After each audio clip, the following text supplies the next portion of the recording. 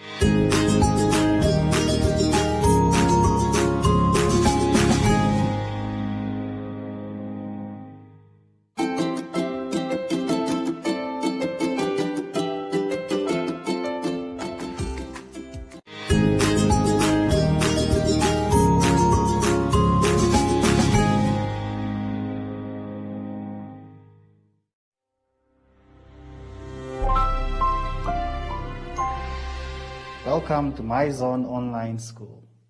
My name is Mr. Masia. Let us also say hello to my friend. Today's grade 6 lesson is on natural science. But before we can begin, please let us remember to wear our facial mask, and also let us use our sanitizer. So let us take a few squints in our hands and quickly rub our hands around and in there.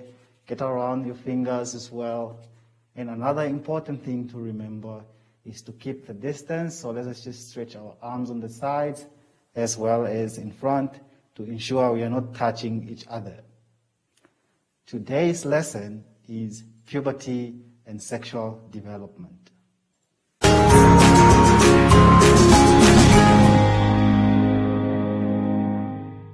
Let us now turn to page 17, where we will look at puberty and sexual development. What are the basic competencies we will encounter during this lesson? You should be able to describe the differences between the reproductive organs of a male and female from given diagrams. You should also be able to explain the role of the basic structures of male and female reproductive organs.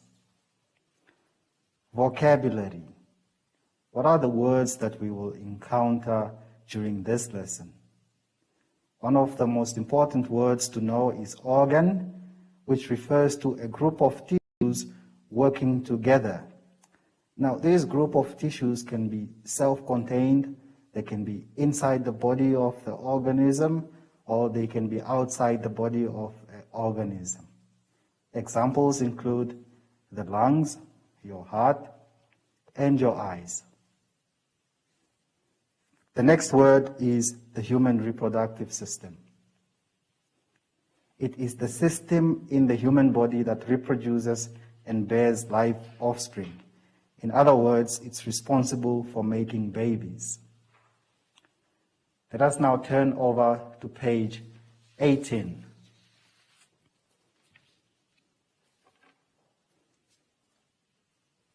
You should be able to describe the differences between the reproductive organs of a male and a female from given diagrams.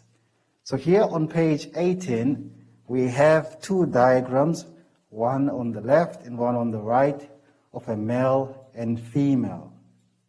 The human reproductive system is so similar, and yet it is very different from each other, but there are a lot of complements to these bodies. Now, if you want to state a difference between the reproductive organs of a male and female from a given diagram, then we have to look at the organs that these body systems in-house. And for most of the male reproductive system, you will find that it is located outside of the man's body. And these external structures are the penis, the scrotum, and the testes. Most of the female's reproductive system is located inside the woman's body.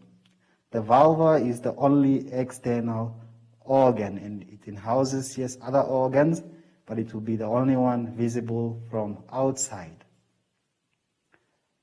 Now, the male reproductive system also produces, maintains, transports, and nourishes sperm cells, and also adds a protective fluid that is going to protect this sperm cell. And this protective fluid, we refer to it as the semen.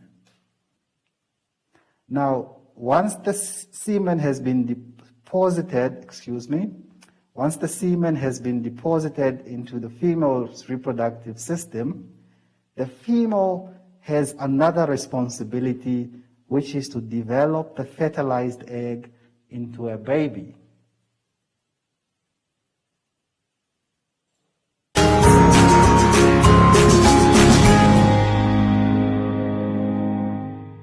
Let us now turn to page 19, where we will look at the female reproductive organs.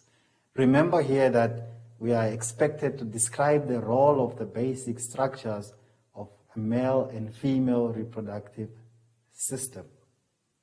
Let us turn to the chalkboard so we can discuss this in detail. Now, on the chalkboard with me, I have the female reproductive organ.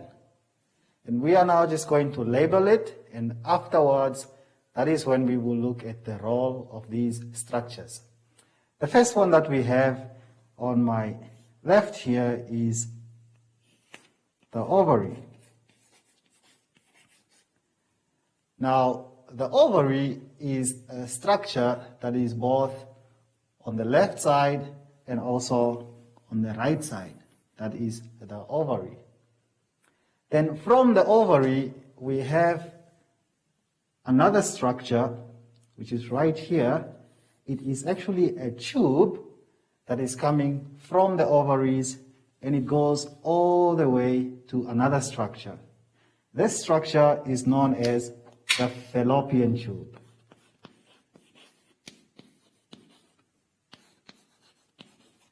And there are also two sets on this.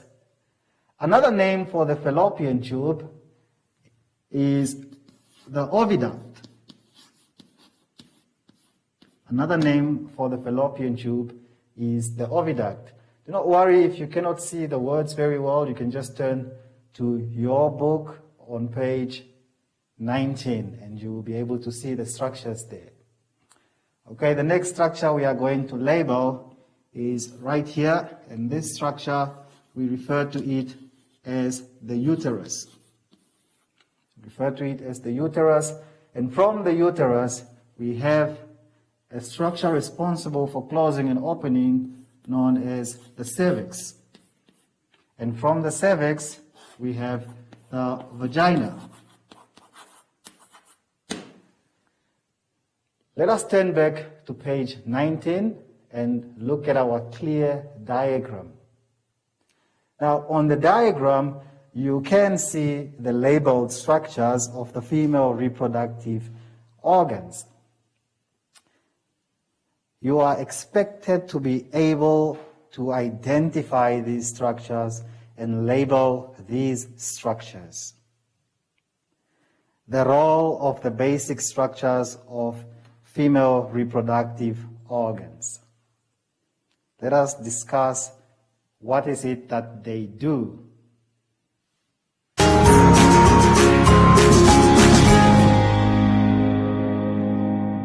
Let us now look at the role of the basic structures of the female reproductive organs.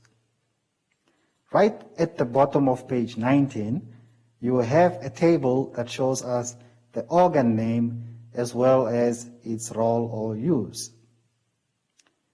The cervix is responsible for connecting the vagina to the uterus. And the uterus develops a fertilized egg into a baby, while the fallopian tubes or oviduct connects the ovaries to the uterus. And the ovaries produce egg cells and hormones. Let us now turn over to page 20, where on page 20, we will now look in detail at the male reproductive organs. Now, If we turn to the chalkboard, we will find that the male reproductive organ can actually look a little bit complicated when it comes to labeling it or following its structure. You have to have a starting point and an ending point. And for this structure, our starting point will be at the scrotum. Now, the scrotum is part of the external organs that hangs outside the man's body. But inside the scrotum, we have a structure known as the testis. We have the structure known as the testis, and from the testis, we have another structure which is coming from the testis going outwards, and this organ is referred to as the vas deferens. And the vas deferens goes on and connects to another structure, and this structure is referred to as the seminal vessel. And from the seminal vessel, there's another structure where it goes into called the prostate gland.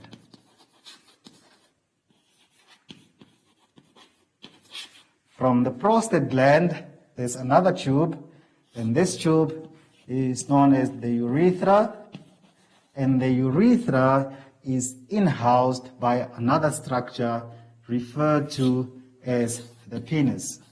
The penis also hangs outside the man's body. Let us now go back to page 20 and look at our diagram there, how it is labeled. Remember I said we start all the way from the bottom, which is at the scrotum, and inside the scrotum we have the testis, and from the testis there is a tube connecting there called the vas deferens, and from the vas deferens we have a structure referred to as the seminal vessel. And from the seminal vessel, we go into a structure known as the prostate gland. And from the prostate gland, we have the urethra, which is in-housed by the penis. Please do not get confused with the urinary bladder. It is not part of the reproductive system. Let us go down to page 20. And on page 20 at the bottom, we have the role of the male reproductive organs. And this table shows on the left side the organ name, and on the right side the function or the use of these organs. To begin with, the scrotum. The scrotum is responsible for temperature control and protects the testes. The testes are responsible to produce sperm cells and hormones. And in order for them to do this, they require an optimal temperature that is provided by the scrotum. And once they have been produced, then the sperm cells and hormones must travel through the vas deferens to the seminal vessel. And the seminal vessel will then produce seminal fluids and nourishment of the sperm cell. So the sperm cell will need nourishment to keep it alive and healthy. And then from there, we have the prostate gland, which is responsible for producing fluids and nourishment, which will further aid the movement of the sperm cells. And all these contents will exit the male's body through the urethra out of the male's body.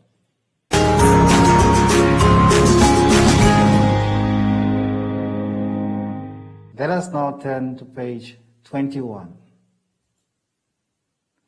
On page 21, we have your activity 1, and here are your instructions to completing this activity. The first thing you need to do is study the diagrams that are provided for you. And once you have studied them in reference to today's lesson, only then can you complete this activity 1. And at number 1, you should describe any 2 differences between the male and female reproductive organs. So you look at the diagrams and then you describe any 2 differences between the male and female reproductive organs. And at number 2, you explain the role of the male and female reproductive organs below. A is the ovaries, B, uterus, C, oviduct, D, testis, and E, the prostate gland. Good luck with your studies, everyone.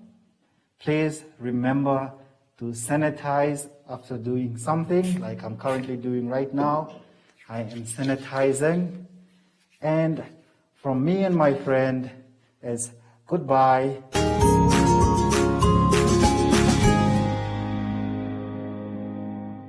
Hi everyone, I'm Joshi.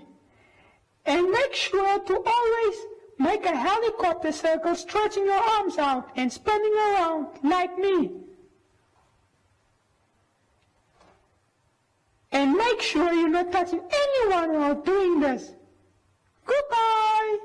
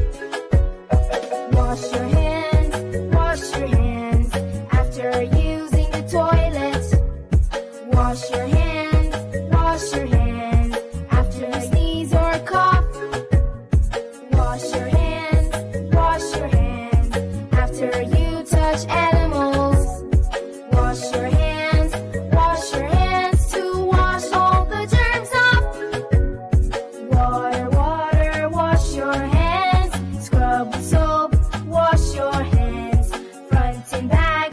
Wash your hands to be clean and safe.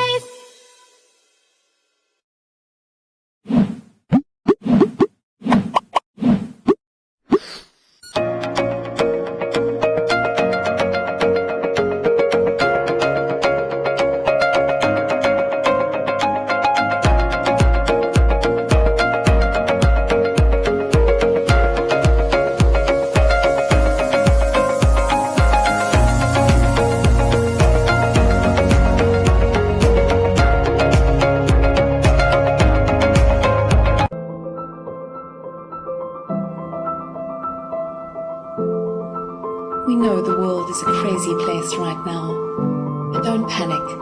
Take a breath, slow down, or better yet, stop completely. We'll still be here when everything settles down. In this time of uncertainty, look to nature. She has all the answers, you know.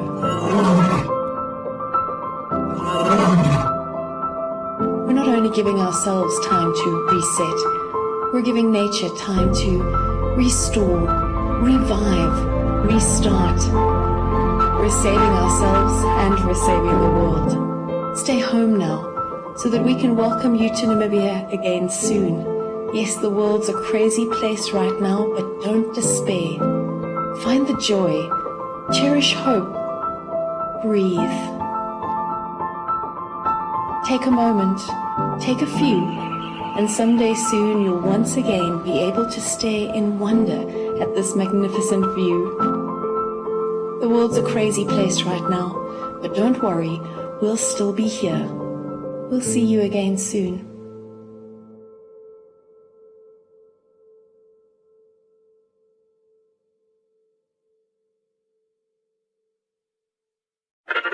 What's up, world? This is Shay, the goddess of the airwaves, on 99 FM, Monday to Friday, serving you breakfast on the ignition between 6 and 9. We've brought you to be inspired, taking you to master your destiny. Now it's time to do the work. Just show up. Put on your work boots and do the time. Make it, and then make it better. Hello, world. It's your boy Script here on The Kingdom, where we're reminding you every single day. Get up. You've got this. Start where you are. Hey, this is your girl Treza on Hitsville on 99 FM, letting you know it's okay. Try. Make mistakes. Awesome. I am Sibo, and I'm going to be with you for quite a while. Thank you so much for joining us here on your inspiration station, where we let you know there's no easy money. There's no easy job. There's no easy life. 99 FM. Do the work. COVID-19 affects people very differently. Many people show no symptoms at all, but some are hospitalized for weeks. So what does the disease do to your body? The coronavirus enters through the mouth, nose or eyes. It then usually attaches itself to cells lining the nose, throat, airways or lungs. It can turn these cells into factories that multiply and spread the virus. For the majority, a fever, cough and breathlessness are as bad as it gets. But the virus can damage the small blood vessels lining the lungs and initiate clotting. The alveoli are tiny air sacs where oxygen goes into the blood. If they become inflamed, it can trigger pneumonia. Seriously ill patients need to be given oxygen as the lungs fill with fluid and debris. I legit couldn't breathe. My oximeter was measuring under 88% oxygen levels, which is very dangerous. And the only time I ever thought my life was in danger was at that point. COVID-19 doesn't just affect the lungs. It can also disrupt the immune system, which is used by the body to fight illnesses. Cytokines are part of the immune system that find and signal infections. For some people with severe COVID-19, this system can go into overdrive. If too many cytokines build up, it can cause an overreaction that damages healthy cells. This is called a cytokine storm for the most severe cases. COVID-19 can lead to seizures or even a coma. It can also cause brain problems that lead to strokes. The immune system overreacting can cause clots that stop the blood supply to parts of the brain. Brain inflammation, psychosis and dementia-like symptoms can also affect seriously ill patients. The average length of the illness is 14 days, but many people have symptoms for much longer. Breathing problems and post-viral fatigue last for months in some cases. I cannot walk for long simply because I will feel a little bit short of breath and I feel the need to sit down. And that's something that has never happened to me before. Some of the people who are most likely to develop severe symptoms are older adults and those with underlying health conditions. It's not fully known how anyone will react to COVID-19 until they get it. So it's important for everyone to follow health guidance. What precautions are you taking to stay safe?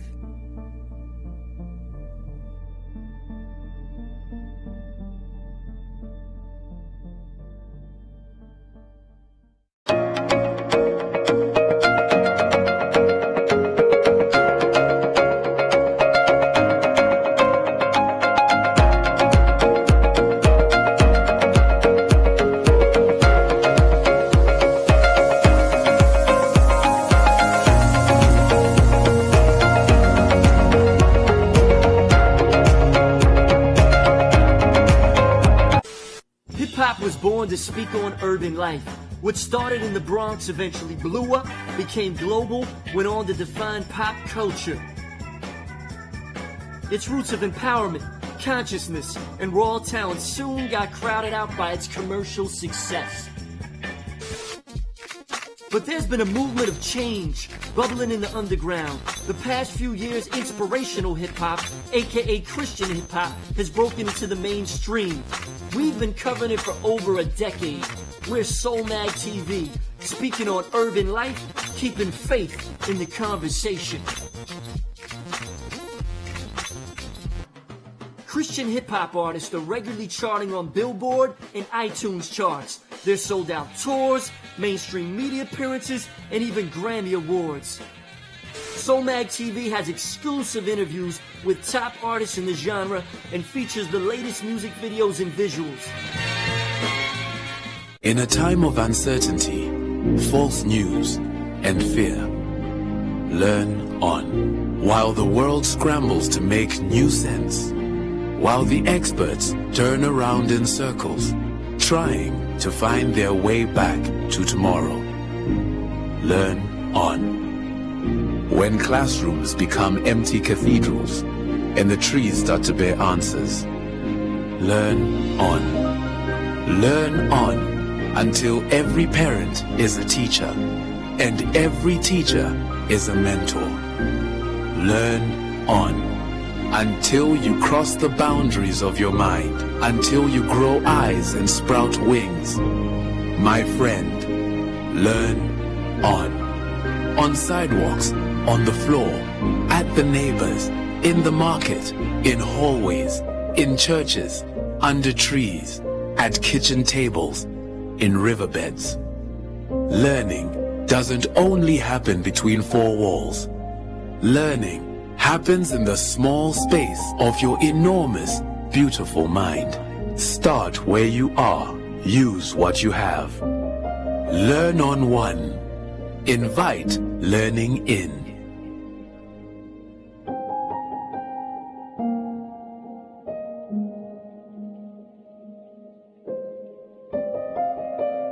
Thank you.